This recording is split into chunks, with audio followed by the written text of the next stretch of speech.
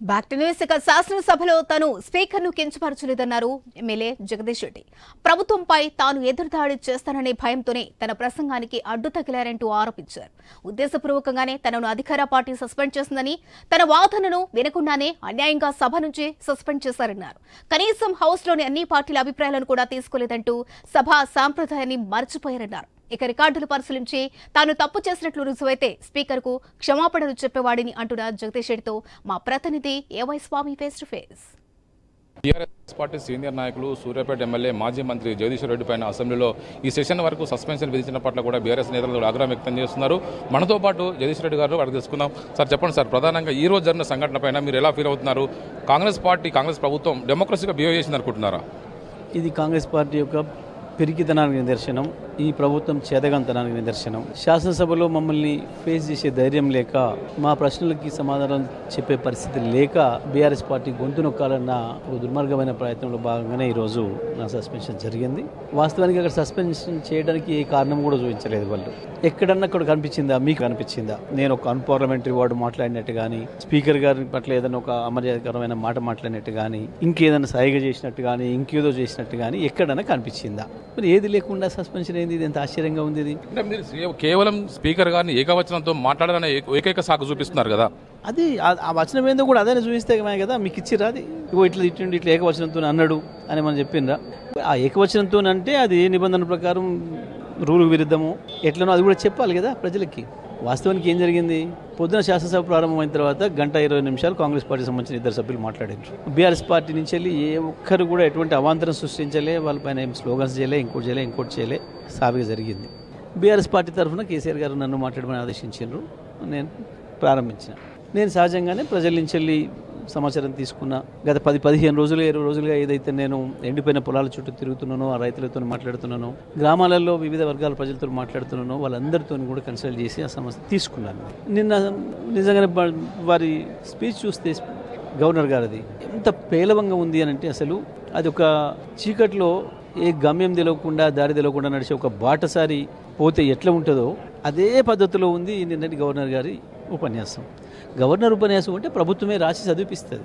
రేపటి బడ్జెట్ కంటే ముందు ఇవాళ గవర్నర్ గారు ఇచ్చే ఉపన్యాసంలోనే తేలిపోతుంది కొంత బడ్జెట్ ఎట్లా ఉండబోతుంది అని, గత సంవత్సరంగా ప్రభుత్వం ఏం చేసింది అని. అది చూసినప్పుడు సహజంగానే నేను వాళ్ళతో మాట్లాడి ఇట్లా ఉంది అన్నప్పుడు వాళ్ళ అభిప్రాయాలు చెప్పినారు. అదే అభిప్రాయాలు నేను వ్యక్తీకరిస్తున్నా. నేను ప్రారంభించి 2 నిమిషాలు కాకముందే మొదలు పెట్టినారు అరవటము, గోల చేయడము, నాకు మాట్లాడే వాతావరణం లేకుండా చేయడము. నేను స్పీకర్ గారిని రిక్వెస్ట్ చేసిన, సార్ సభాధిపతిగా మీ బాధ్యత, మీరు వాళ్ళను ఆర్డర్లు పెట్టండి, సభను ఆర్డర్లు పెట్టండి. పదే విజ్ఞప్తి చేసిన ఎక్కడైనా ఒక అక్షరం కూడా పొరపాటు మాట కానీ ఇంకోటి కానీ లేదు. సభాధ్యక్షుడు వారే కాబట్టి వారిని అడగాలి. నేను ఇలాంటి ఘటనలు జరిగినప్పుడు అఖిలపక్షాన్ని పిలిచి వీడియోలో ప్రదర్శన చేసి చూపించి అఖిలపక్ష అభిప్రాయం తీసుకొని ప్రభుత్వం ఒక నిర్ణయం తీసుకుంటుంది సార్, అంటే రిజర్వ్ బెంచ్. కానీ అదే పరిస్థితి లేదు కదా. అయితే అదే నేను చెప్తా ఉన్నాను. ఆ తర్వాత మళ్ళీ నాకు ఇచ్చినప్పుడు కూడా స్పీకర్ గారు వాళ్ళని అనాల్సింది వదిలిపెట్టి నన్నే మీరు సబ్జెక్ట్ మాట్లాడండి, సమయమానంగా ఉండేనంటే నాకు ఆశ్చర్యం వేసింది. నేను చూపించాను, అధ్యక్ష నేను ఇందులో ఒక అక్షరం కూడా డివియేషన్ కాలేదు, నేను దీంట్లో ఉన్న పదాలే మాట్లాడుతున్నా, దీని మీదే మాట్లాడుతున్నా అని చెప్పినాను. ఆ సందర్భంలో నేను చెప్పిన, అధ్యక్ష ఈ సభ ఏ ఒక్కరిది కాదు, కాంగ్రెస్ పార్టీ వాళ్ళు ఇది మా సొంతమైన భావనతో ఉన్నారు. ప్రభుత్వం వాళ్ళు నడుపుతుండొచ్చు కానీ సభ వాళ్ళది కాదు. ఈ సభలో అందరికీ సమాన హక్కులు ఉంటాయి, నాకు కూడా సమానమైన హక్కు ఉంది. మీరు ఒక పెద్ద మనిషిగా అక్కడ కూర్చున్నారు మా అందరి తరఫున, మీరు కంట్రోల్ చేసిన బాధ్యత మీది అని చెప్పి స్పష్టంగా చెప్పినాను. నేను ఇంకోటి కూడా చెప్తున్నాను, నువ్వు అనే పదం కూడా అన్పార్లమెంటరీ కాదు. ఇవాళ వాళ్ళు ఏదైతే శక్తి కోడ్ చేసినారో దాంట్లో కూడా నువ్వు అనేది అన్పార్లమెంటరీ కాదని కానీ ఎక్కడ నిషేధం కానీ లేదు అని స్పష్టంగా ఉంది. అయినా సరే ఏది లేదు, ఏ పద్ధతి లేదు, చక్కగా 5 గంటల తర్వాత అంటే ఎందుకు జరిగింది 5 గంటల ప్రహసనం అంటే, ఢిల్లీలో ఉన్న వాళ్ళ నాయకుడు లైన్లోకి రాలేదు. వీళ్ళకి ఢిల్లీలో ఉన్న వాళ్ళ నాయకుడు ఆదేశాలు రాగానే హడావుడిగా పెట్టిండ్రు. 2 నిమిషాలలో కాంగ్రెస్ పార్టీకి సంబంధించిన నాయకులు మాత్రమే మాట్లాడించి, వాళ్ళ ఎమ్మెల్యేలతో వాళ్ళ మంత్రులతో మాట్లాడించి పాపం ఏదో నన్ను సస్పెండ్. అంటే ఎంత అన్డెమోక్రటిక్గా, ఎంత ప్రజాస్వామికంగా, ఎంత క్రూరంగా బీఆర్ఎస్ గొంతును నొక్కాలి, శాసనసభ సమావేశాలు లేకుండా చేయాలి అన్న భావన తప్ప ఇంకొకటి లేదు. ఎందుకు అంటే వాళ్ళ ఉపన్యాసంలో, గవర్నర్ ఉపన్యాసంలోనే పసలేదు. దాన్ని మేము చీల్చి చెండాడుతామని తెలుసు. ఒకడు కూడా ఇప్పుడే బట్టలు ఇప్పడం స్టార్ట్ చేసిండు, మొత్తం ఉండనిస్తే మా బట్టలను తిప్పుతాడన్న భయంతో సస్పెండ్ చేశారు తప్ప అందులో ఇంకేమీ లేదు. ఈ విషయంలో స్పీకర్ కూడా తన స్వీయ విచక్షణతో ఎక్కడ కూడా వ్యవహరించడం కనిపించట్లేదు కదా. దళితుల పట్ల నాకు ఏం గౌరవం ఉంది, నాకు ఏం ప్రేమ ఉంది అనేది నేను ఇప్పటికే ప్రపంచం చాలా తెలుసు. నేను నా మున్సిపల్ చైర్మన్ చేసిన సందర్భంలో జనరల్ మహిళా సీట్లో నేను ఎస్సీ మహిళను పెట్టి మిగతా వాళ్ళందరినీ ఫేస్ చేసి నిలబెట్టుకున్న ధైర్యంగా.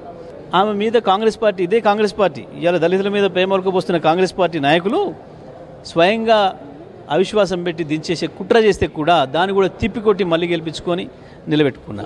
గది నా కమిట్మెంట్. వీళ్ళు ఇవాళ ఎన్ని అబద్ధాలు మాట్లాడాలని ప్రయత్నం చేసినా, ఎంత దుర్మార్గంగా ప్రవర్తించినా, ఏం చేసినా ప్రజల ముందు వీళ్ళు తేలిపోవడం ఖాయం. ఖచ్చితంగా నేను ఎక్కడ కూడా దళితుని కావచ్చు స్పీకర్ అవమానపరచలేదని చెప్పేసి జగదీశ్వర్ అంటున్నారు. మొత్తానికి జరిగిన వ్యవహారంలో గవర్నర్ ప్రసంగంలో మమ్మల్ని ఫేస్ చేయలేకని ఇలాంటి వ్యవహారాన్ని తెగబడ్డారని చెప్పేసి అంటున్నారు. కెమెరామెన్ నవీన్తో AY Swamy, I News, Hyderabad.